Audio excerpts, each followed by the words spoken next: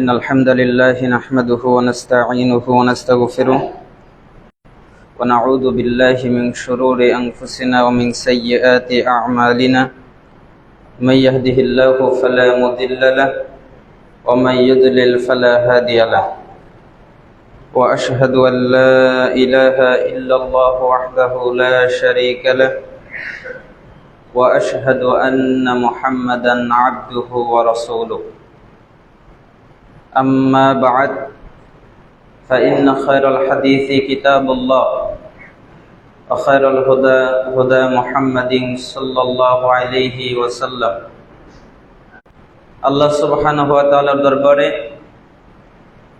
যে মহান রব আমাদেরকে অত্যন্ত মেহেরবানি করে মিরবাড়ি আহলুল হাদিস জামে মসজিদে জুমার খুতবা শোনার জন্য এবং সালাত আদায়ের জন্য আসার তৌফিক যে আল্লাহ রাব্বুল আলামিন আমাদেরকে দান করেছেন তার শুকরিয়া আদায় করছি আলহামদুলিল্লাহ।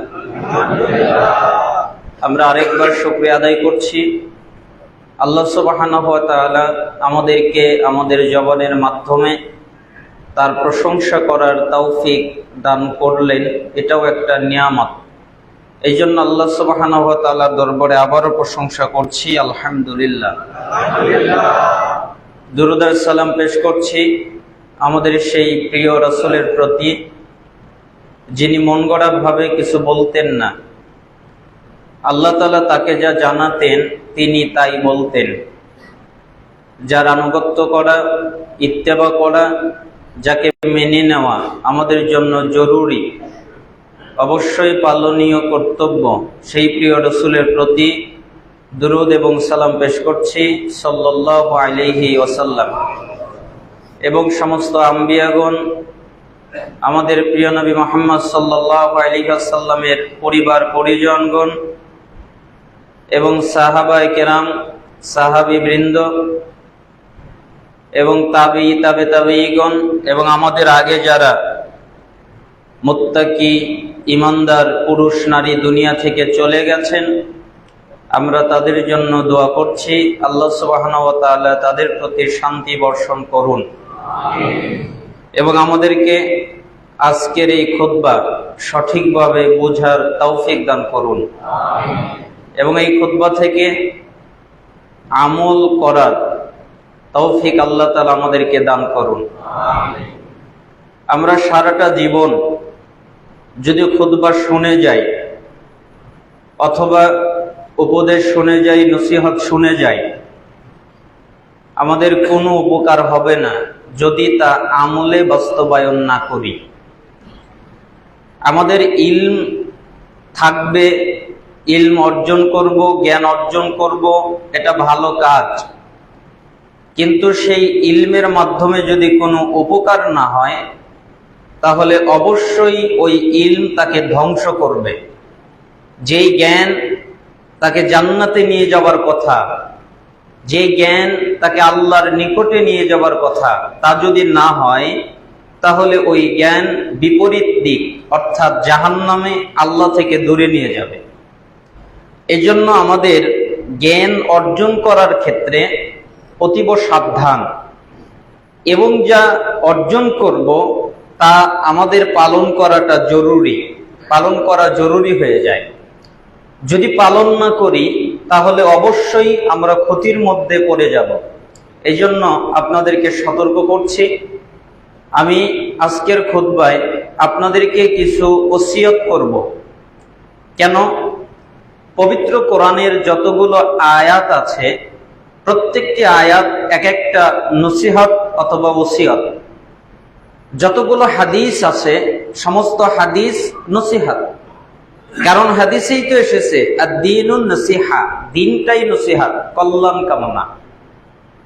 এই জন্য আমি আপনাদেরকে লক্ষ্য করে, শুধু আপনাদেরকে নয় আমাকে সহ, আমি এবং আপনারা যারা উপস্থিত প্রত্যেককে লক্ষ্য করে আপনাদেরকে জানিয়ে দিব, স্মরণ করিয়ে দিব।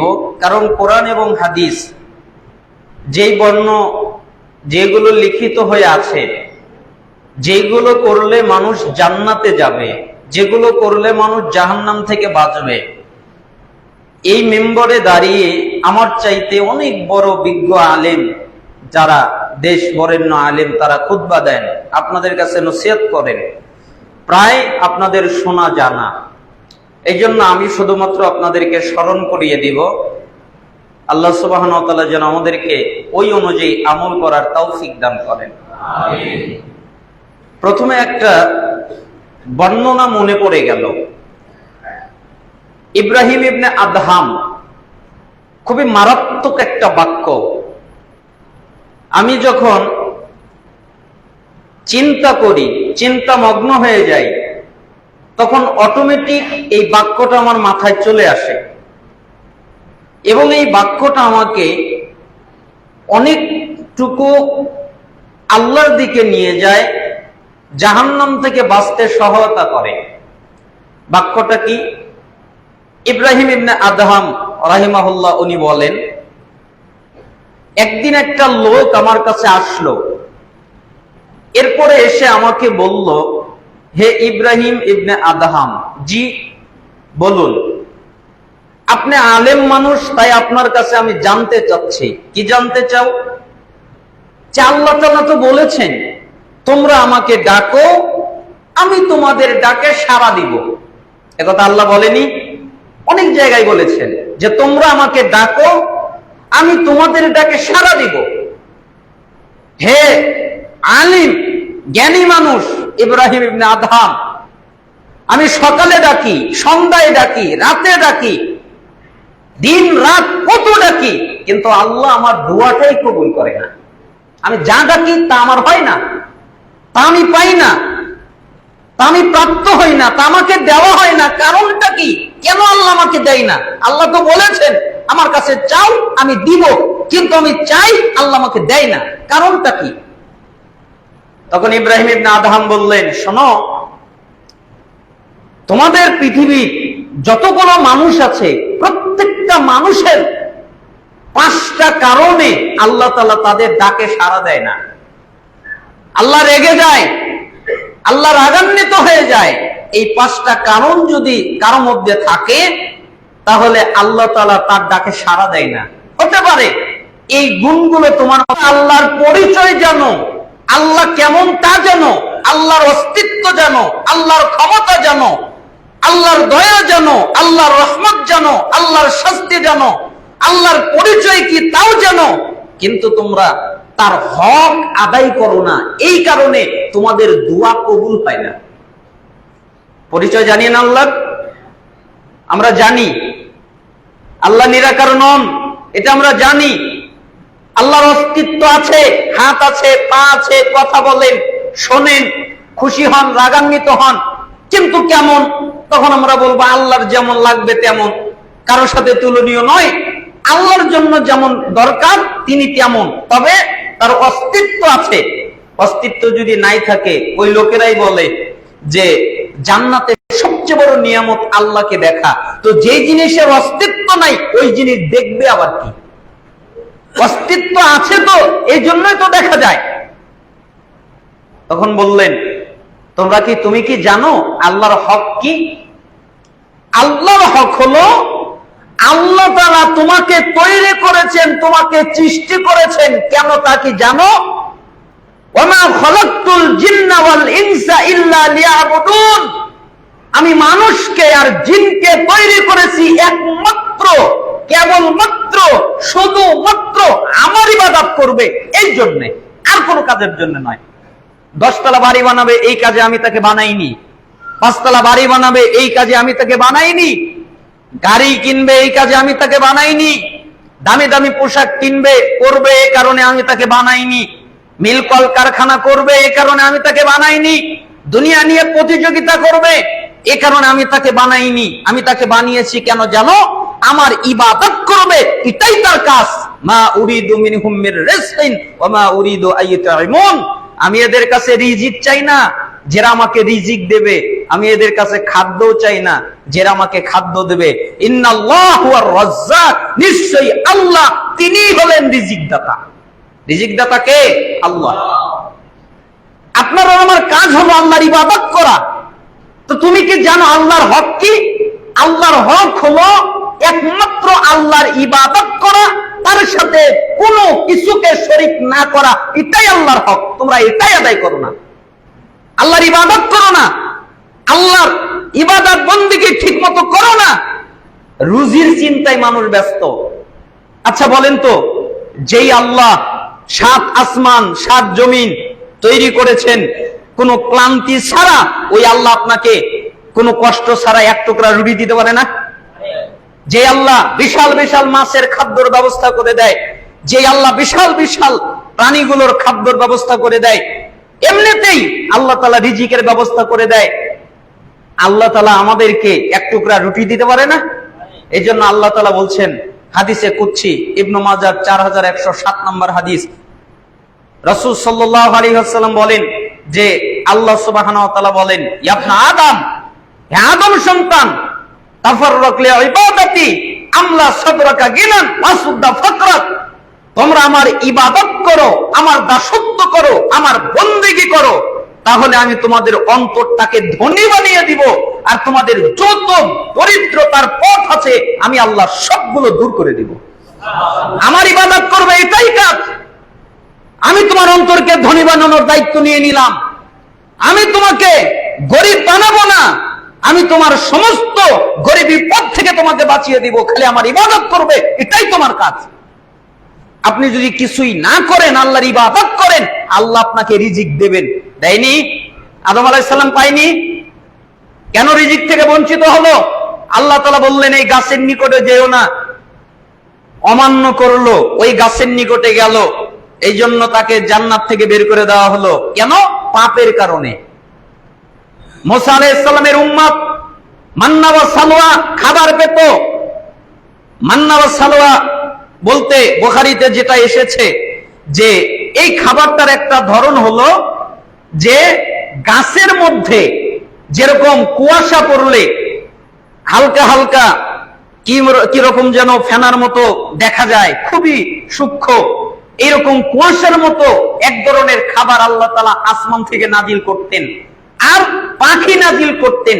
এত চমৎকার সুস্বাদু এই দুটাকে বলা হয় মান্না ওয়া সালওয়া। মুসা আলাইহিস সালামের উম্মত পেত যখন তারা গরু পূজা করা আবার শুরু করে দিল, যখন তারা আল্লাহর উপরে তাওয়াক্কুল করা বন্ধ করে দিল, তখন আল্লাহ তাআলা তাদের উপরে রিজিক দেওয়া বন্ধ করে দিল, আর জান্নাত থেকে খাবার আসলো না। আর উল্টা মারিয়াম আলাইহিস সালাম আল্লাহর ইবাদত করতেন, আর আল্লাহ তাআলা জান্নাত থেকে তাকে খাবার পাঠাতেন। এই জন্য একজন নবী জিজ্ঞেস করতেন, কি ব্যাপার, তুমি খাবার কোথায় থেকে পাও? তখন মারিয়াম আলাইহিস সালাম বলতেন, আমি যে রবের ইবাদত করি ওই রব আমাকে এটা দান করেন। তার মানে ইবাদতের কারণে রিজিক নাযিল হয়, আর পাপের কারণে সে রিজিক থেকে বঞ্চিত হয়। আর আল্লাহ ইবাদতের জন্যই তৈরি করেছেন, এই জন্য মানুষের কাজ হচ্ছে ইবাদত করা। এই মোবাইল যে কারণে তৈরি করা হয়েছে, ওই কাজ যদি না করে তাহলে এটা বাতিল হয়ে যাবে। এই ফ্যান যে কারণে তৈরি করা হয়েছে, এটাকে যদি অন্যভাবে কাজে লাগানো যায় তাহলে এটা বাতিল হয়ে যাবে। এই ঘড়ি যেভাবে তৈরি হয়েছে, এটাকে যদি অন্য কাজে লাগানো যায় তাহলে এটা বাতিল হয়ে যাবে। প্রত্যেকটা জিনিস এক একটা নির্দিষ্ট কাজের জন্য তৈরি হয়েছে। ঠিক মানুষকে আল্লাহ তৈরি করেছেন একমাত্র তার ইবাদত করার জন্য। এই জন্য মানুষকে ধনী বানাবো, আর তোমাদের দরিদ্রতার যত দ্বার আছে আমি আল্লাহ দূর করে দিব। এবার আল্লাহ তাআলা বলছেন, ওয়াইলাম তাফাল মালাতু সাদরাকা শুগলান ওয়ালাম আসুদ্দা ফাকরাক, আর যদি আমার ইবাদত না করো, আমার দাসত্ব না করো, আমার বন্দেগী না করো, তাহলে আমি তোমাদের অন্তরটাকে সংকীর্ণ করে দিব, ভালো লাগবে না, টেনশন পেরেশানি, এটা দিয়ে আমি তোমাদের অন্তরটাকে যুক্ত করে দিব। খালি টেনশন পেরেশানি, কোনো বরকত খুঁজে পাবে না। বরকত মানে কি? বরকতের মানে এটা নয় 1 লক্ষ টাকা সে ইনকাম করলো, এটার নাম বরকত নয়। 5,000 টাকা একজন ইনকাম করে, কিন্তু 1 লক্ষ টাকা যে ইনকাম করে তার চাইতেও ভালো চলতে পারে, এটার নাম বারাকা। কিভাবে? ফ্যানটা নষ্ট হতো, আল্লাহ ফ্যানটা নষ্ট হতে দিল না, টাকা লাগলো না। লাইটটা নষ্ট হতো, আল্লাহ নষ্ট হতে দিল না। পাত্রটা ভেঙে যেত, আল্লাহ ওটা ভাঙতে দিল না। এই জিনিসটার ক্ষতি হতো, আল্লাহ ওটা দিল না। এই অসুস্থতার কারণে এতগুলো টাকা চলে গেল, আল্লাহ ওটা দিত না। সমস্ত বিপদ থেকে আল্লাহ তাআলা বাঁচিয়ে রাখতো। এই জন্য বারাকা শুধুমাত্র টাকা পয়সা নয়, আপনার জীবনে আপনার সময়ে, আপনার কাজকর্মে বারাকা, ওটাও বারাকা, ওটাও রিজিক। এজন্য আল্লাহ তাআলা বলছেন, আমার ইবাদত যদি না করো, আমি তোমাদের অন্তর পেরেশানি দিয়ে যুক্ত করে দেব, আর তোমাদের যত দরিদ্রতা আছে আমি আল্লাহ সবগুলো বন্ধ করব না, খুলে দিব। তোমরা দরিদ্রতার মধ্যে মরে যাবে, তোমরা বিপদের মধ্যে পড়ে যাবে, কেন? আমার ইবাদত যদি না করো। আর আল্লাহ তাআলা কি বলছেন? আমি মানুষকে তৈরি করেছি ইল্লা লিয়াবুদুন। এই যে এখানে একমাত্র, কেবলমাত্র, শুধুমাত্র, আর কোনো কারণ নাই, কোনো কারণের জন্য নয়, কোনো কাজের জন্য নয়। আমি তৈরি করেছি খালি আমার ইবাদত করবে, তারা আমার ইবাদত করবে, আর আমি তাদের রিজিক দান করব।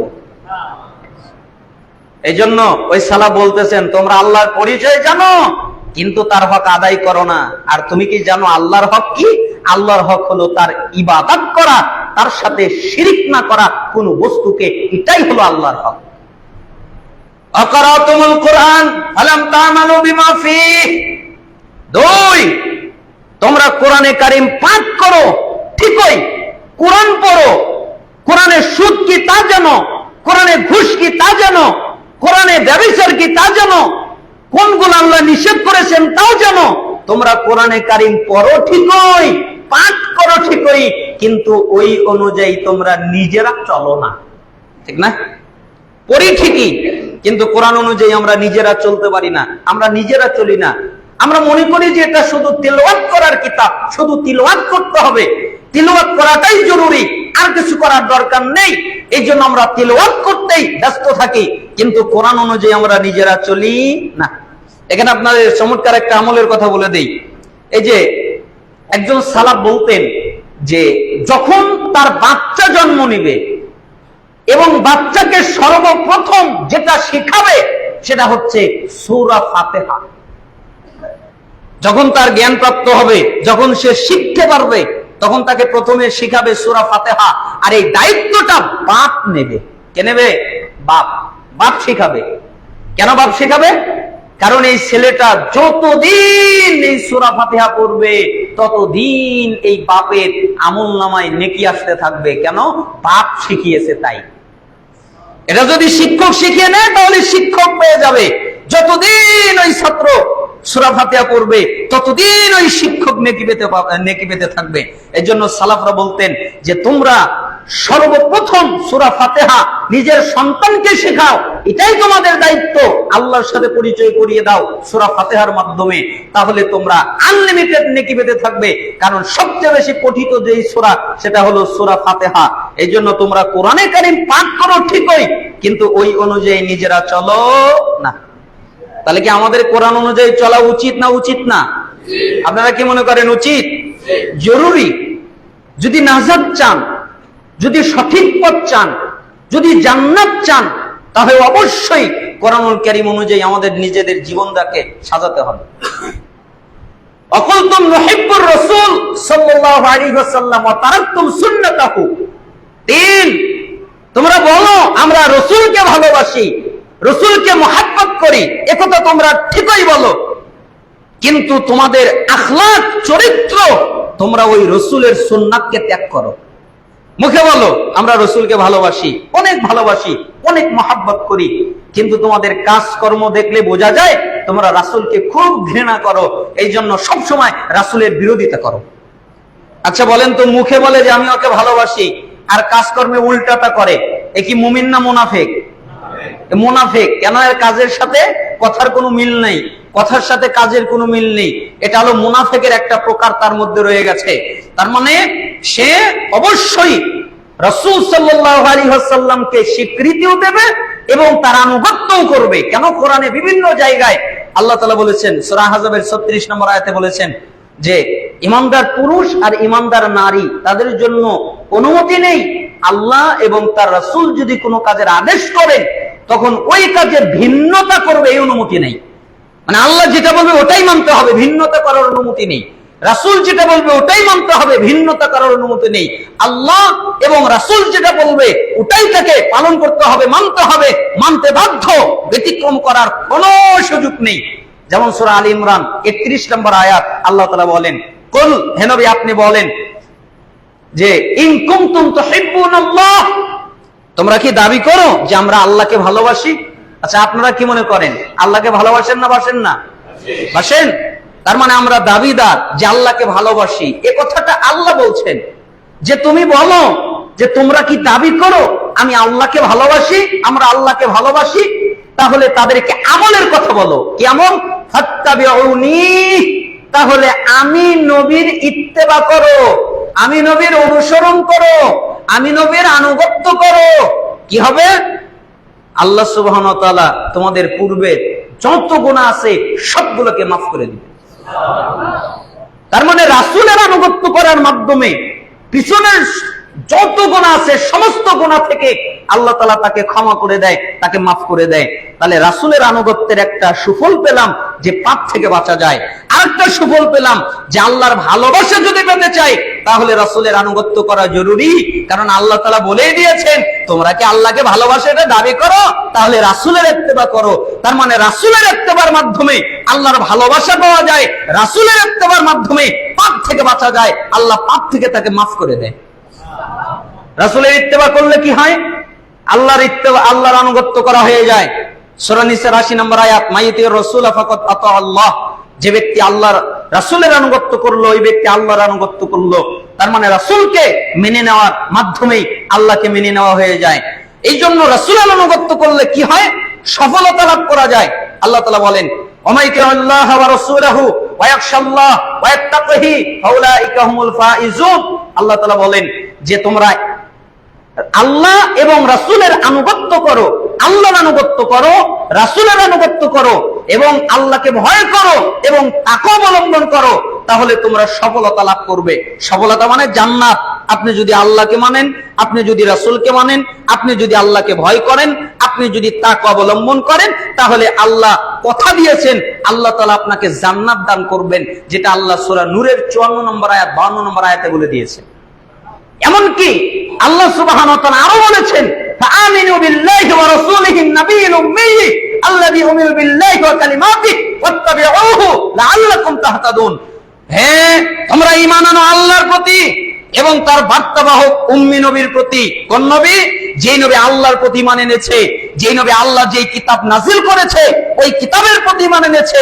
তোমরা এই নবীর প্রতি ঈমান আনো, ওয়াত্তাবিউহু, তোমরা এই নবীর আনুগত্য করো, তোমরা নবীর ইত্তেবা করো, তোমরা এই নবীর অনুসরণ করো, লাআল্লাকুম তাহতাদুন, তাহলে তোমরা হিদায়াত প্রাপ্ত হবে। তার মানে রাসূলের আনুগত্যের মধ্যে হিদায়াত রয়েছে। মানুষ কত জায়গায় হিদায়াত খুঁজতে চায়, পীরের দরবারে যায় হিদায়াত খুঁজতে, আলেমের দরবারে যায় হিদায়াত খুঁজতে, মানুষের কাছে যায় হিদায়াত খুঁজতে। আর আল্লাহ তাআলা বলছেন রাসূলের ইত্তেবা করো তাহলে হিদায়াত পাবে, রাসূলের ইত্তেবা করো তাহলে হিদায়াত পাবে। তার মানে হিদায়াত পেতে চাইলে তাকে অবশ্যই রাসূলের আনুগত্য করাটা জরুরি, যেটা আল্লাহ তাআলা সূরা আরাফের 158 নম্বর আয়াতে বলেছেন। রাসূলের আনুগত্য করলে জান্নাত লাভ হয়। সূরা নিসার 14 নম্বর আয়াতে এসেছে, 13 নম্বর আয়াতে এসেছে, সূরা ফাতহের 17 নম্বর আয়াতে এসেছে, আরো বিভিন্ন জায়গায় রয়েছে। এই জন্য রাসূলের আনুগত্য করাটা জরুরি। একটা হাদিস মনে পড়ে গেল, আবু হুরায়রা রাদিয়াল্লাহু আনহু তিনি বলেন রাসূল সাল্লাল্লাহু আলাইহি সাল্লাম বলেছেন, আপনারা এই হাদিস সবাই জানেন, এই আয়াতগুলোও জানেন, রাসূল আবা করে তারা জান্নাতে যাবে না, অস্বীকার করে। আবা শব্দের দুইটা অনেকগুলো অর্থ আছে, এখানে দুইটা অর্থ আমাদের বাংলাদেশে চলে। একটা অর্থ হচ্ছে রাসূলকে না মানা, আরেকটা অর্থ হচ্ছে জান্নাতকে না মানা। কেউ যদি বলে আমি জান্নাত স্বীকার করি না, কেউ যদি বলে আমি রাসূলকে বিশ্বাস করি না, তাহলে সে আবা করলো। আচ্ছা, আমাদের মধ্যে এরকম লোক আছে বলবে যে রাসূলকে মানি না, জান্নাত মানি না, এরকম আছে? থাকার কথা নয়। মসজিদে তা না হলে আসতেন না, অবশ্যই এরকম কথা বলবেন না। কিন্তু রাসূল সাল্লাল্লাহু আলাইহি সাল্লাম কে যখন সাহাবায়ে কেরাম জিজ্ঞেস করলেন কে আবা করলো, তখন রাসূল সাল্লাল্লাহু আলাইহি সাল্লাম বললেন শোনো, এর আগে একটা কথা বলে নেই। একজন সালাফ এই হাদিসের কোট করতে গিয়ে, ব্যাখ্যা করতে গিয়ে, তিনি টিকা করতে গিয়ে লিখলেন যে পৃথিবীর সমস্ত মানুষ কথার মাধ্যমে রাসূলকে মানে, কিন্তু আমলের মাধ্যমে রাসূলকে অপমান করে এবং রাসূলকে ত্যাগ করে। কথার মাধ্যমে রাসূলকে মানে, বলে যে আমি রাসূলকে মানবো, রাসূল যা বলবে তাই অনুসরণ করব, কিন্তু কাজের মাধ্যমে সুদ খায়, ঘুষ খায়, জিনা করে, ব্যভিচার করে, গীবত করে, তাকাব্বুরি করে, অহংকার করে, রিয়া করে, শিরক করে, আরো যত পাপ আছে সবগুলোই করে।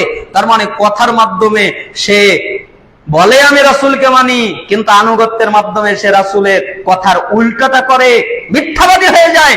এই জন্য রাসূল সাল্লাল্লাহু আলাইহি ওয়াসাল্লাম বললেন, তোমরা কি জানো আবার অন্তর্ভুক্ত কারা? শোনো, মান আতাআনি দাখালাল জান্নাহ ওয়া মান আসানি ফাকাদ আবা। যারা আমার আনুগত্য করলো, মানে আমি যা বললাম এটা যারা মেনে নিল, তারা জান্নাতে চলে গেল। ওমান আসানি ফাকাদ আবা। আর যারা আমার কথা লঙ্ঘন করলো, আমি যেটা করতে বললাম, নিষেধ করলাম, এটা থেকে বাঁচলো না, আমি যেটা করতে বললাম এটা করলো না, তারা আবা করলো, তারা আবার অন্তর্ভুক্ত, তারা জান্নাতে যাবে না। তাহলে কি অবস্থা হয়ে যাবে? আমাদের অবস্থাটা কত জটিল হয়ে যাবে। এই জন্য রাসূলের আনুগত্যটা জরুরি। তাই সালাফ বলতেছেন, তোমরা বলো আমরা রাসূলকে ভালোবাসি, কিন্তু তোমরা রাসূলের সুন্নাতকে ত্যাগ করো, এই কারণে আল্লাহ তোমাদের দোয়াকে কবুল করেন না। 4, ওয়ানাহিব্বুর রাসূল সাল্লাল্লাহু আলাইহি ওয়াসাল্লাম তারাকতুম সুন্নাতাহু ওয়া কুলতুম নালানু ইবলিস ওয়া তাতুমুহু। 4, তোমরা বলো ইবলিস ভালো না, ইবলিস খারাপ। আচ্ছা আপনারা কি বলেন?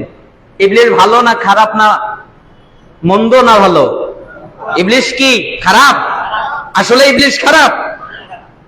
তখন বলতেছেন তোমরা বলো ইবলিস খারাপ, কিন্তু তোমরাই ওই ইবলিসকেই মানো, ইবলিসেরই আনুগত্য করো, ইবলিসেরই অনুসরণ করো।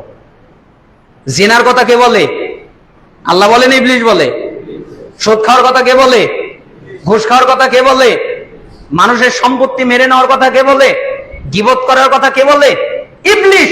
তার মানে তোমরা ইবলিসকে মানো, কিন্তু বলো খারাপ। বলো ঠিকই, কিন্তু আনুগত্যের ক্ষেত্রে ইবলিসের আনুগত্য করো। আর বলো ঠিকই রাসূলকে ভালোবাসি, আর আনুগত্যের ক্ষেত্রে তাকে অবত্যাগ করো, আর ইবলিসের ক্ষেত্রে ঠিক ইবলিসকে মেনে চলো। এই কারণে তোমাদের দোয়া কবুল হয় না। ওয়াল খামিসাতু তারাকতুম উয়ুবাকুম ওয়া আখাযতুম ফি উয়ুবিন নাস। 5, তোমরা নিজেদের দিকে না তাকিয়ে আরেকজনকে নিয়ে ব্যস্ত হও। এটা হলো তোমাদের রোগ। নিজের কোনো খবর নাই, নিজে ঠিক মতো সালাত আদায় করে নাই, এই খবর নাই, আরেকজনের নিয়ে ব্যস্ত আছে। এই তুই এত খারাপ, তুই জঘন্য, কেন তুই ঘুষ খাস? ও যে সুদ খায় এ কথার মনে নাই। ও আরেকজনকে গিয়ে বলে তুই ভালো না, কেন তুই খারাপ, তুই মিথ্যা বলিস, তুই মিথ্যা সাক্ষী দিস, তুই জুলুম করিস, তুই অত্যাচার করিস, তুই কত পাপ করিস, এই কথা বলে। কিন্তু ও যে সারাদিন গীবত করে, চগলখড়ি করে, মনেই নাই। ডেঞ্জারাস পাপ করছে এটা মনে নেই।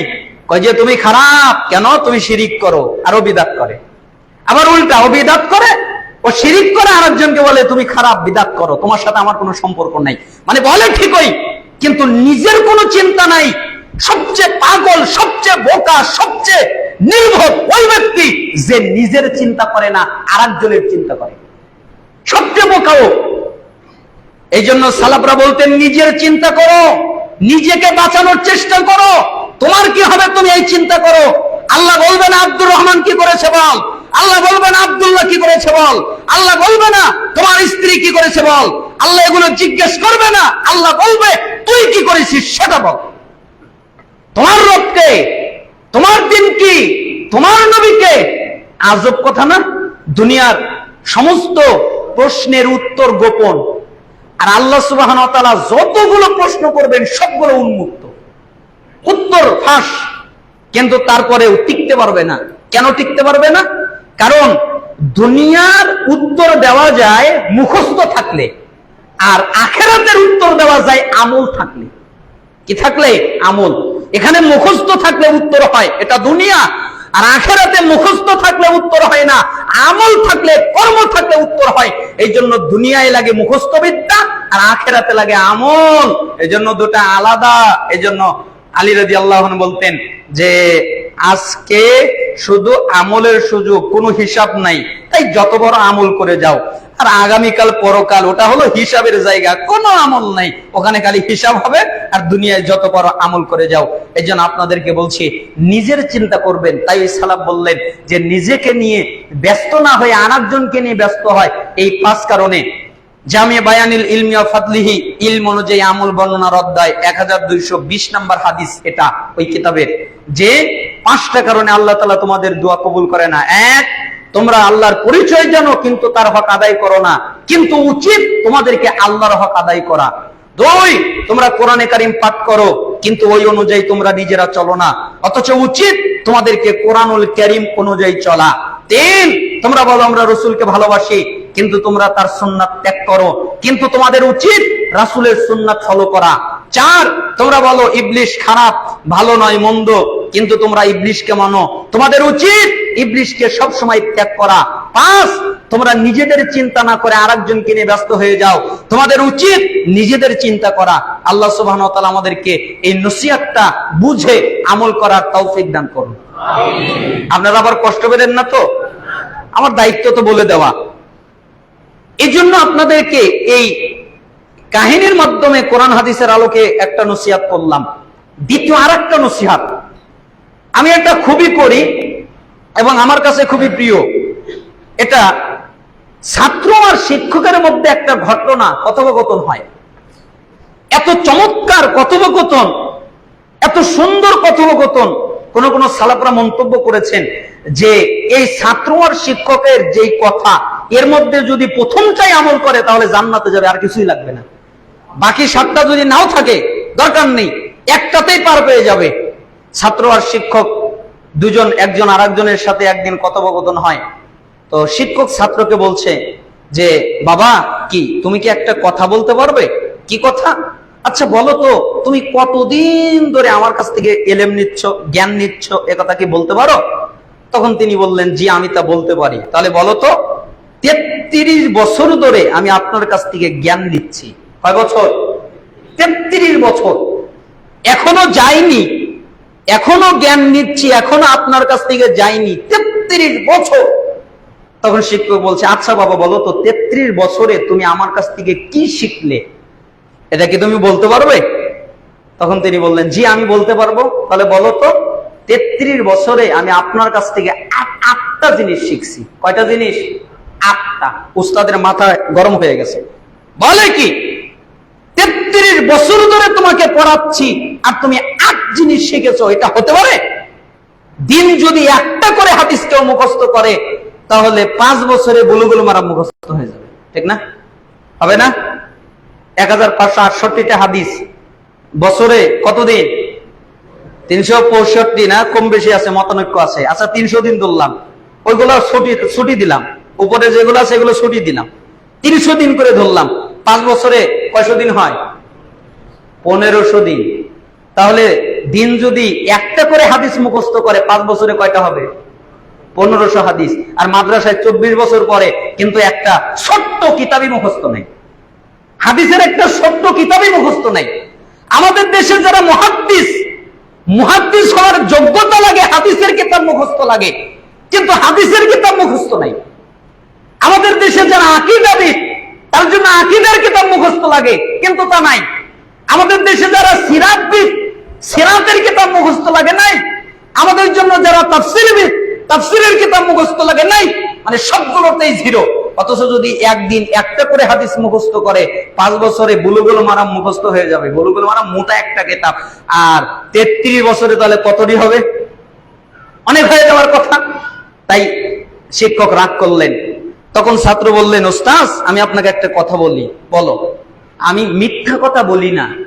কেন? আপনি আমাকে মিথ্যা বলা শেখান নাই, তাই আমি মিথ্যা বলি না, আমি 8টাই শিখেছি। তখন ওস্তাদ বলছে, আচ্ছা তাহলে বলো তো 8টা কি শিখলে? 1, ওস্তাদ আমি আপনার কাছ থেকে শিখেছি, আমি এই চিশতিজীবীর প্রতি লক্ষ্য করে দেখলাম, আমি এই মানুষদের প্রতি লক্ষ্য করে দেখলাম, প্রত্যেকটা মানুষের একজন করে আপনজন আছে। আপনারা কি মনে করেন আছে না নাই? আপনজন নাই? কথা বলছেন না কেন? রাগ করতেছেন আমার উপর? আপনজন আছে না নাই? প্রত্যেকেরই আছে। কারো সন্তান আপন, কারো মা আপন, কারো বাবা আপন, কারো ভাই আপন, আর কারো স্ত্রী আপন। যে কেউ একজন আপনজন আছে। তাই আমি পৃথিবীর মানুষদের প্রতি লক্ষ্য করে দেখলাম, প্রত্যেকটা মানুষের একজন আপনজন আছে, যাকে সে সবচেয়ে আপনজন মনে করে। কিন্তু হায় হায়, যখন সে মারা যায় তখন কেউ তার সাথে কবরে যায় না, তাকে একাই যেতে হয়। ওস্তাদ আমি এখান থেকে শিক্ষা নিয়েছি, পৃথিবীর কাউকে আপনজন বানাবো না। যদি আপনজন বানাই, নেক আমলকে আপনজন বানাবো। কারণ আমি জানি আমি যদি মারা যাই আমার সাথে নেক আমল যাবে, পৃথিবীর কেউ আমার সাথে যাবে না। তাই নেক আমলকে আপনজন বানিয়েছি, পৃথিবীর কাউকে আপনজন বানাই নাই। বলেন তো এই একটা কথার ওজন কত? নেক আমল। আপনার যদি আর কিছুই না থাকে উস্তাদ কেঁদে দিলেন। কি ব্যাপার উস্তাদ, আপনি কাঁদছেন কেন? তুমি আমাকে যে কথা বললে, এই একটাই যদি কেউ আমল করে, নেক আমল, মাত্র একটা জিনিসকে যদি সাথী বানাতে পারে, তাহলে তার আর কিচ্ছু লাগবে না, এই একটা জিনিসই তাকে জান্নাতে নিয়ে যাবে। তাই নেক আমল, একে আমি আপনজন বানিয়েছি। 2, ওস্তাদ আপনি আমাকে শিখিয়েছেন সূরা নাজিয়াত 40-41 নম্বর আয়াত, ওয়া আম্মা মান খাফা মাকাম রাব্বিহি ওয়া নাহান নাফসা আনিল হাওয়া ফাইন্নাল জান্নাতা হিয়াল মাওয়া। যেই ব্যক্তি আল্লাহর সামনে দাঁড়াতে ভয় পায়, কার সামনে দাঁড়াতে ভয় পায়? আল্লাহর সামনে। হায় হায় হায়, আমাকে আল্লাহর সামনে দাঁড়াতে হবে, আল্লাহ আমাকে বলবে সুদ খেয়েছো কেন, কি বলবো? আল্লাহ আমাকে বলবে মিথ্যা বলেছো কেন, কি বলবো? আল্লাহ আমাকে বলবে আরেকজনকে অন্যায়ভাবে হত্যা করেছো কেন, কি বলবো? আল্লাহ বলবে গীবত করেছো কেন, কি বলবো? হায় হায় হায়, আমাকে আল্লাহর সামনে দাঁড়াতে হবে, আল্লাহর সামনে দণ্ডায়মান হতে হবে। এই ভয় যেই ব্যক্তি করে এবং মন যা বলে তার উল্টা চলে, মন বলে একটু নেশা পান কর, মন বলে একটু বিড়ি খা, মন বলে একটু নেশাদার দ্রব্য পান কর, মন বলে একটু মদ খা, মন বলে একটু গান বাজনা শোন, মন বলে ফেসবুকে ঢুকলে একটু এটা দেখ ওটা দেখ, একটু ক্লিপ দেখ, আর কত কিছু রয়েছে, মন বলে এটা কর সেটা কর। তার মানে মন যা বলে তার সে উল্টা করে। 1, আল্লাহর সামনে দাঁড়াতে ভয় পায়। 2, মন যা বলে তার উল্টা করে। ফাইনাল জান্নাতা হিয়াল মাওয়া, তার একমাত্র ঠিকানা জান্নাত, জান্নাত ছাড়া তার কোনো ঠিকানাই নাই। বলেন তো তার ঠিকানাটা কোনটা? জান্নাত। 2 জায়গার যে করে, 1 আল্লাহর সামনে দাঁড়াতে ভয় পায়, আর মন যা বলে তার উল্টা চলে। ওস্তাদ তাই আমি আপনার কাছ থেকে শিখেছি, পৃথিবীতে আমি আল্লাহকে ভয় করে চলি। যে কোনো পাপ করতে গেলে আল্লাহকে আমার ভয় হয়ে যায়, তখন তা থেকে আমি বিরত হই। আর আমার মন যা বলে আমি তার উল্টা চলি, মনের কথা আমি শুনি না। এটা আমি আপনার কাছ থেকে শিখেছি। 2 নাম্বার। 3, ওস্তাদ আমি সৃষ্টিজীবীর প্রতি লক্ষ্য করে দেখলাম, প্রত্যেকটা মানুষের দামি জিনিস আছে, দামি বস্তু আছে, ওই দামি জিনিস দামি জায়গায় রাখে না? আপনাদের নাই? প্রত্যেকের দামি জিনিস আছে না নাই? যুবক ভাইদের দামি জিনিস আর কি হতে পারে? মোটরসাইকেলটা দামি হতে পারে, গাড়িটা দামি হতে পারে, কোনো নারী দামি হতে পারে, শখের মোবাইলটা, আর অন্যদের কাছে দামি হতে পারে বাসাটা, দামি হতে পারে বাড়িটা, দামি হতে পারে সম্পত্তিটা, দামি হতে পারে সম্পত্তির দলিলটা, দামি হতে পারে স্বর্ণ গহনা, এগুলো দামি। তাহলে এই দামি জিনিস দামি জায়গায় রাখে। দামি জায়গা কোনটা? লকারে রাখে, যাতে ওটা কি না হয়, নষ্ট না হয়। যেরকম প্রত্যেকটা মানুষ দামি জিনিস দামি জায়গা রাখে, ঠিক আমিও দামি জিনিস আমার কাছে আসলে দামি জায়গায় পাঠাই। কেন? আপনি শিখিয়েছেন মা ইনদাকুম ইয়ানফাদু ওয়া মা ইনদাল্লাহি বাকিন, তোমাদের কাছে যা আছে তা শেষ হয়ে যাবে, আর আল্লাহর কাছে যা আছে তা চির অক্ষত। তাই আমার মালিকানায় যা আছে আমি ওটা আল্লাহর কাছে পাঠাই। বলেন তো আমার মালিকানা আসলে কোথায় পাঠাই? আল্লাহর কাছে। তা আপনি কি পাঠান? আপনি তো নিজের জন্য কিছু করেন না, আপনি তো ওয়ারিসদের জন্য করেন। শোনেন, একটা কথা মনে রাখবেন, আপনি যদি সন্তান জন্ম হয় আপনার, আর সেই সন্তান যদি নেককার হয়, তাহলে আপনার 1 টাকাও লাগবে না। আল্লাহ ওকে রিজিক দিয়ে পাঠিয়েছে, ও রিজিক নিয়ে এসেছে, ও কাজ করে রিজিক পাবে, আপনার টাকা লাগবে না। আর আপনার সন্তান যদি অমানুষ হয়, 1 কোটি কেন, হাজার হাজার কোটি যদি রেখে দেন, তাহলে ও পুড়িয়ে শেষ করবে, ওর কাছে মনে হবে নাই। এই জন্য সন্তানকে মানুষ করেন এবং সন্তানকে আমলদারি করেন, আর নিজের জন্য কিছু করেন। এই জামাটা কার? যেটা গায়ে দিয়ে আছে আমার না। আপনি যেটা গায়ে দিয়ে আছেন ওটা আপনার না। আপনি যে জিনিসগুলো ব্যবহার করেন ওটা আপনার না, ওগুলো আপনার নয়। কেন? আপনার ওটাই যেটা আপনি আল্লাহর রাস্তায় দান করে আল্লাহর কাছে পৌঁছিয়ে দিয়েছেন, অথবা খেয়ে শেষ করে দিয়েছেন, অথবা পরিধান করে ছিঁড়ে ফেলেছেন, এগুলো আপনার আপন। এছাড়া যা আছে সবগুলো ওয়ারিসের জন্য রেখে যেতে হবে। তাই ওস্তাদ আমি আপনার কাছ থেকে শিখেছি দামি জিনিস দামি জায়গায় রাখতে হয়। তা দামি জিনিস দামি জায়গাটা আল্লাহর কাছে, এই জন্য আমি আল্লাহর কাছে রাখি, যাতে আমার ওটা নষ্ট না হয়। 4, আমি সৃষ্টিজীবীর প্রতি লক্ষ্য করে দেখলাম, প্রত্যেকটা মানুষ নিজেকে সম্মানিত মনে করে। আপনারা কি মনে করেন? করে না? আমার কাছে আমি নিজেকে নিজে সম্মানিত মনে করি, বা আপনারা প্রত্যেক যারা আছেন প্রত্যেকে নিজেকে ভালো মনে করে, আরেকজনকে ভালো মনে করে না। মনে করে আমি ভালো, আমি সম্মানিত, আমি দামি। ওস্তাদ প্রত্যেকে নিজেকে নিজে সম্মানিত মনে করে, কিন্তু আমি দেখেছি সম্মানিত ওই ব্যক্তি আপনি শিখিয়েছেন ইন্না আকরামাকুম ইনদাল্লাহি আতকাকুম।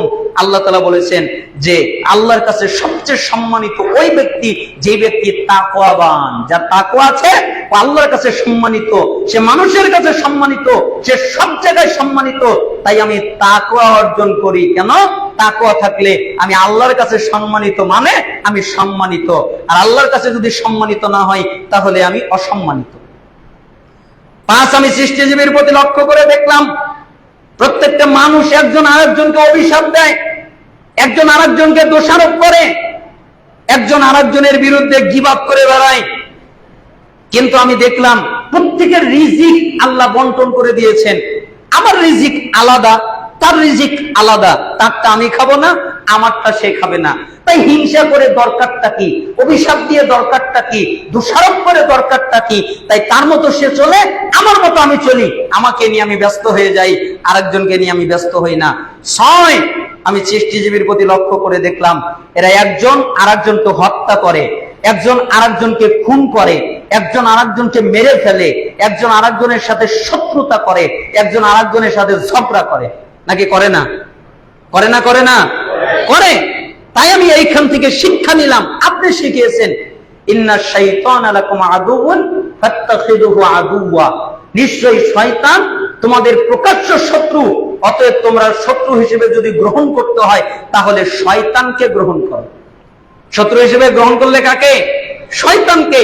তাই আমি এখান থেকে শিক্ষা নিয়েছি পৃথিবীর কাউকে আমি শত্রু মনে করি না, আমি একমাত্র শত্রু মনে করি শয়তান। কেন?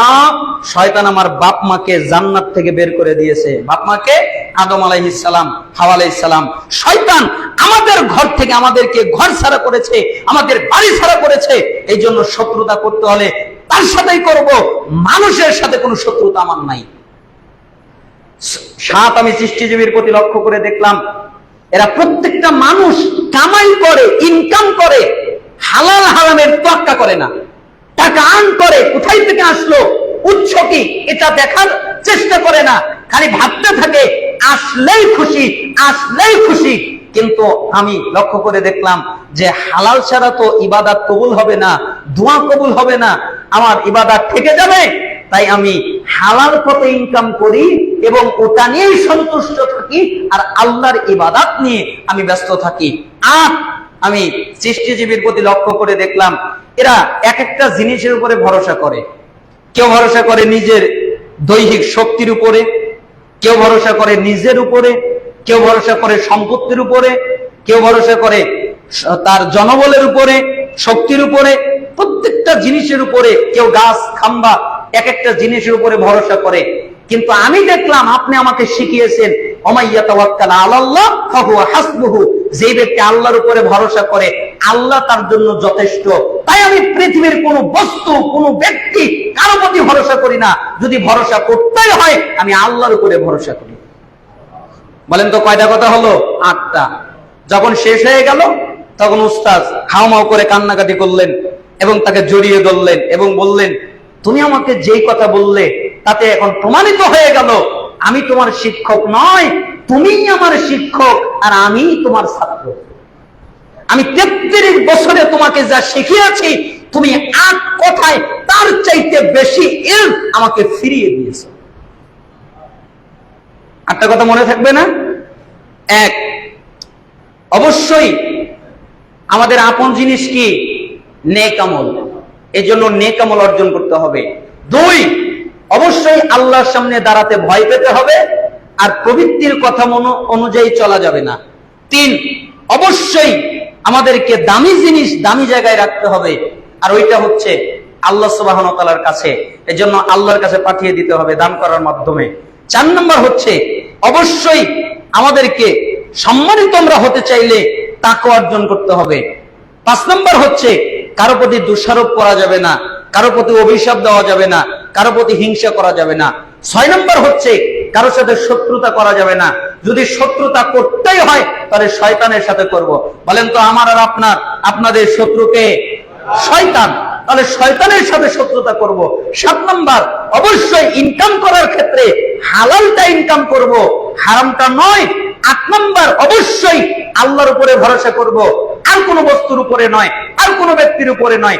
আল্লাহ তাআলা যেন আমাদেরকে এই গল্পের মাধ্যমে এখান থেকে আমল করার তৌফিক দান করেন। এটা তারিখে দিমাশকে রয়েছে 74 এবং 75 নম্বর খণ্ডে, দুটিতে পাওয়া যায়। আলহামদুলিল্লাহ ওয়াহদাহু ওয়াসসালাতু ওয়াসসালামু আলা রাসূলিল্লাহ, আম্মা বাদ। সমস্ত প্রশংসা আল্লাহ তাআলার জন্য, সালাত এবং শান্তি বর্ষিত হোক আমাদের প্রিয় নবী মুহাম্মদ সাল্লাল্লাহু আলাইহি সাল্লামের প্রতি। আমরা আপনাদেরকে নসিহত করছিলাম, আমরা গল্পের মাধ্যমে কোরআন এবং হাদিসের আলোকে আপনাদের কাছে নসিহত করছিলাম। এবার আপনাদেরকে তৃতীয় আমার পক্ষ থেকে আরেকটা নসিহা, এটা নসিহা হচ্ছে একটা হাদিসের আলোকে।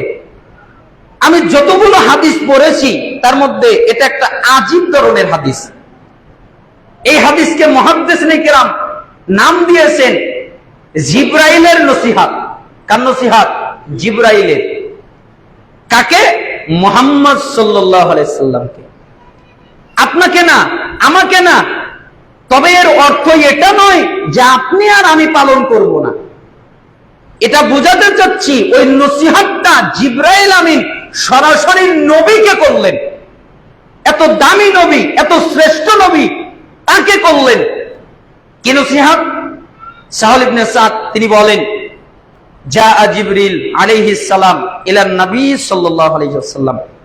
জিবরাইল আমিন রাসূল সাল্লাল্লাহু আলাইহি ওয়াসাল্লাম বললেন, একদিন আমার কাছে আসলেন। এরপরে আমাকে বললেন, কিছু কথা বললেন। হে মুহাম্মদ, ফাকালা ইয়া মুহাম্মদ। তিনি আমাকে বললেন, হে মুহাম্মদ। আমি বললাম, কি? আমি আপনাকে কিছু নসিহত করব, আপনি তা মনে রাখবেন, আপনি তা আমল করবেন, আপনি তা বাস্তবায়ন করবেন। আপনাকে করব। কাকে নসিহত করবে? মুহাম্মদ সাল্লাল্লাহু আলাইহি সাল্লামকে, যিনি সবচেয়ে শ্রেষ্ঠ মানুষ, আদম সন্তানের শ্রেষ্ঠ সন্তান, তাকে নসিহত করবেন জিবরাইল আমিন। কি নসিহত? ইসমা শিতা ফাইন্নাকা মাইয়িতুন। হে আল্লাহর নবী, আপনি যতদিন খুশি জীবন যাপন করেন। তখন একটু ভালোই লাগলো, সুন্দর কথা, যতদিন খুশি জীবন যাপন করেন। তা আপনাকে আর আমাকে যদি কেউ বলে যে যতদিন খুশি বেঁচে থাকো, যতদিন খুশি জীবন যাপন করো, আমরা কি বেজার হব? এর জন্য জিবরাইল আমিন প্রথমে আশা বাক্য শোনাচ্ছেন, শান্তির বাক্য শোনাচ্ছেন। হে মুহাম্মদ, যতদিন খুশি জীবন যাপন করেন, কিন্তু মনে রাখবেন আপনি মৃত্যুবরণ করবেন। নাকি মরবে না?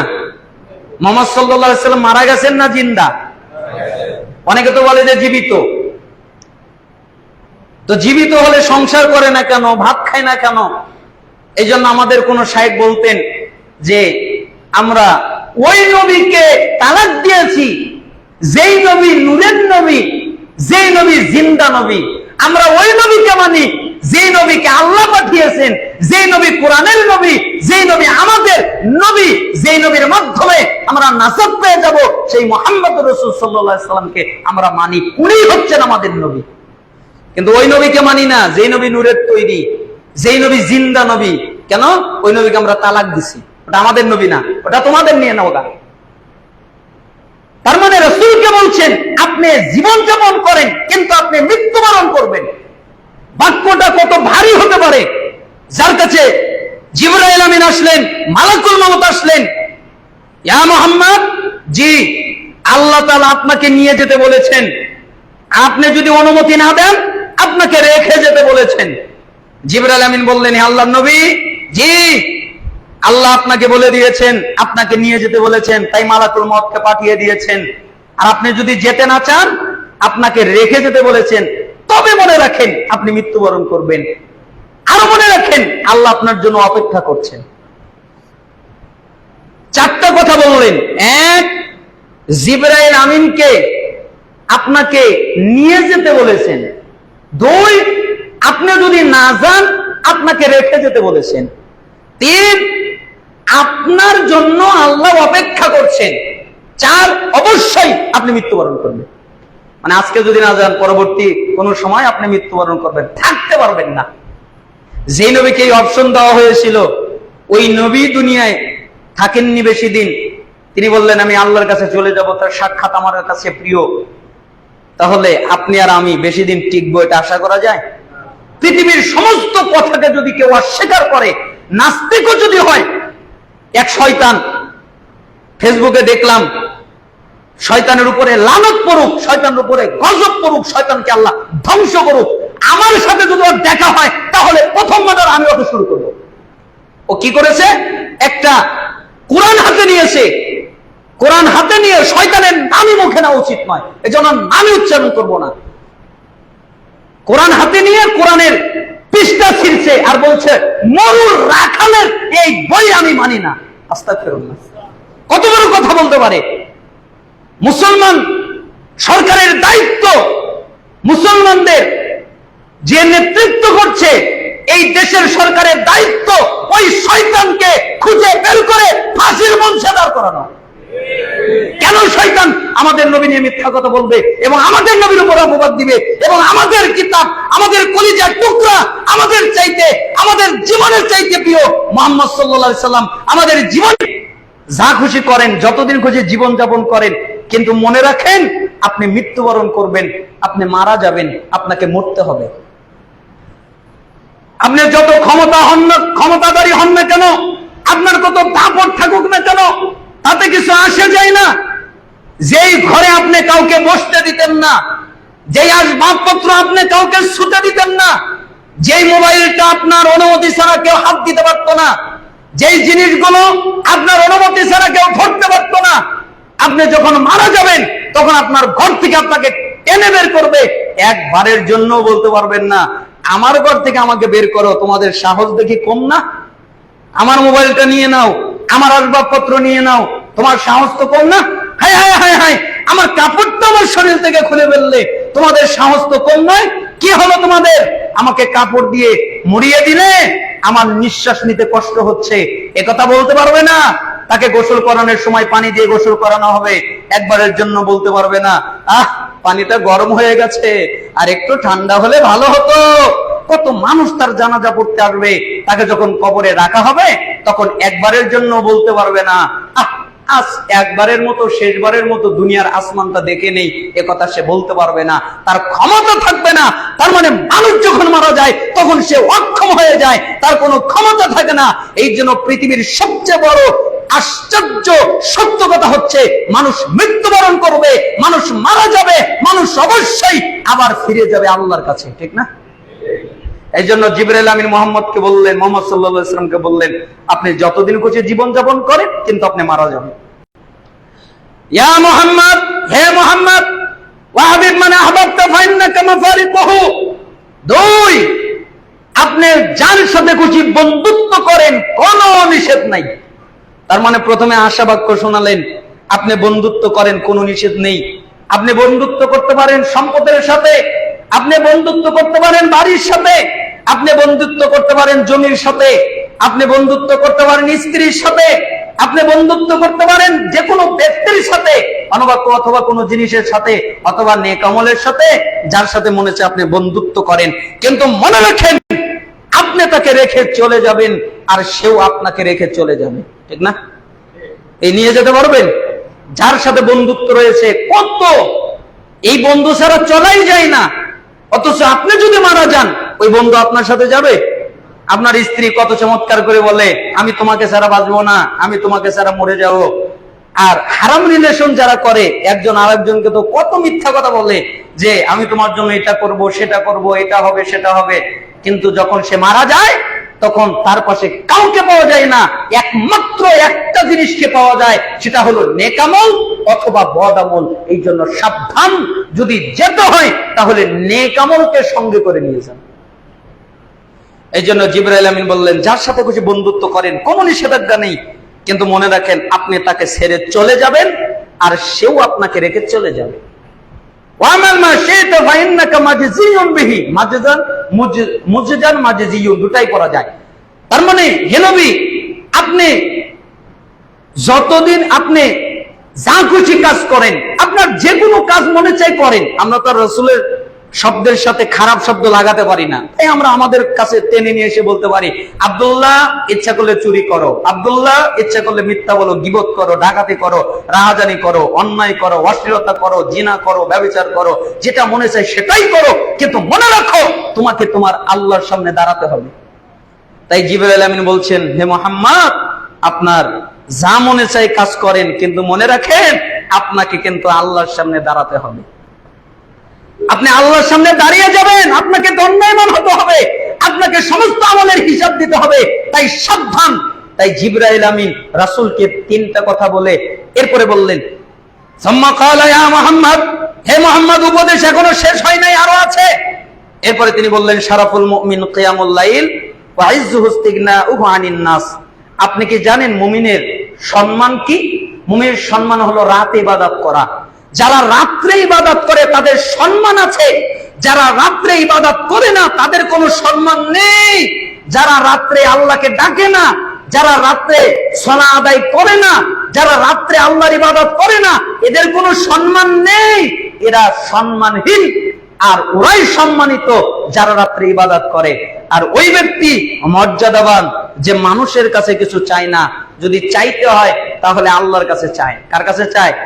মানুষের প্রতি মুখাপেক্ষী নয়, সে আল্লাহর প্রতি মুখাপেক্ষী, আল্লাহর কাছে চায়, দুনিয়ার দিকে নয়। এই পাঁচটা কথা বললেন। তার মানে এখান থেকে আমরা শিখলাম, এক, যতদিন খুশি আমরা মনে চাইলে জীবনযাপন করতে পারি, কিন্তু আমাদের মনে রাখতে হবে যে আমাদের মৃত্যু হবে। কি হবে?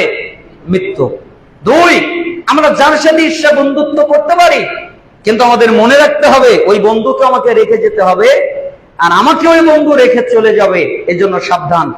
তিন নম্বর, আমরা যা খুশি আমল করতে পারি, যে কোনো কাজ করতে পারি, আল্লাহ আমাদেরকে ছেড়ে দিয়েছেন, কিন্তু আমাদেরকে মনে রাখতে হবে আমাদেরকে অবশ্যই আল্লাহর সামনে দাঁড়াতে হবে, হিসাবের সম্মুখীন হতে হবে।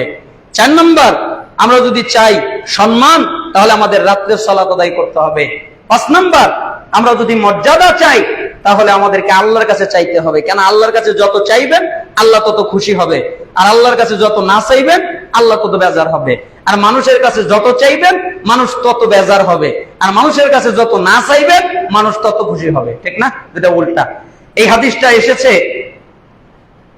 মাজমাউল জাওয়াইদে এসেছে, এবং ইমাম হাকিমের আল মুস্তাদরাক আলা সহিহাইন অর্থাৎ মুস্তাদরাক হাকিমে এসেছে ৭৯২১ নম্বরে, আল মুজামুল কাবিরে এসেছে ১০০৫৮ নম্বরে, এবং তাবারানীতে এসেছে, এবং হাদিসটা সিলসিলায়ে সহিহায় এসেছে ৮৩১ নম্বরে। ইমাম হাকিমও সহিহ বলেছেন এবং আলবানী রাহিমাহুল্লাহ সহিহ বলেছেন। আল্লাহ সুবহানাহু ওয়া তাআলা আমাদেরকে এই হাদিস অনুযায়ী আমল করার তৌফিক দান করুন। সময়ের স্বল্পতার কারণে আমরা ৬টা নসিহত করার চিন্তা করেছিলাম, কিন্তু সময়ের ব্যবধানের কারণে ৩টাতে আমাদের খুতবা শেষ হয়ে গেছে। আমরা যতটুকু বলতে পেরেছি আল্লাহ তাআলা যেন আমাদেরকে আমল করার তৌফিক দান করেন। হে আল্লাহ, আমাদের যারা অসুস্থ তাদেরকে শিফায়ে কামেলা আজিলা দান করেন। এই মসজিদের সভাপতি, তার পরিবার অসুস্থ, দোয়া চেয়েছেন, আপনারা দোয়া করবেন আল্লাহ তাআলা যেন তাকে এবং তার পরিবারকে পরিপূর্ণ সুস্থতা দান করেন।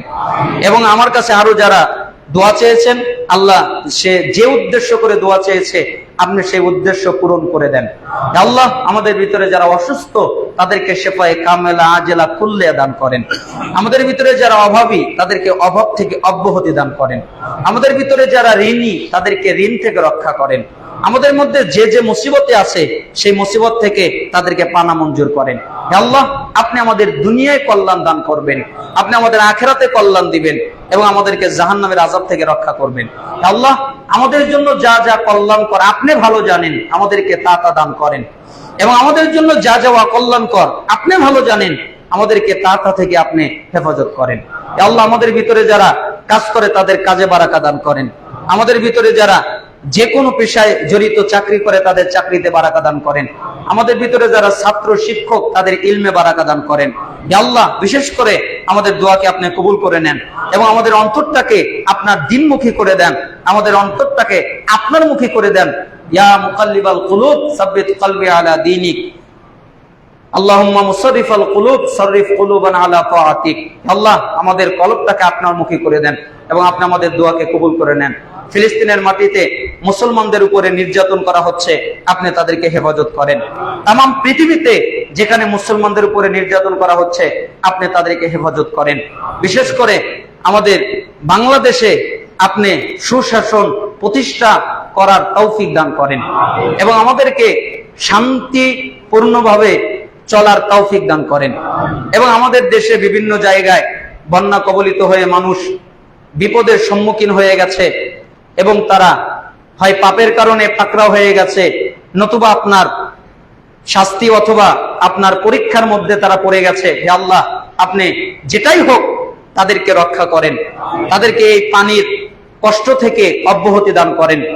এবং আমরা যারা আছি যে কোনো ভাবে সহযোগিতা অবশ্যই মুসলিমদেরকে করব। আল্লাহ তাআলা আমাদের করার তৌফিক দান করুন। এই মসজিদকে কবুল করে নিন, মসজিদের সাথে যারা জড়িত তাদেরকে কবুল করে নিন। কথা বেশি হয়ে যাওয়ার জন্য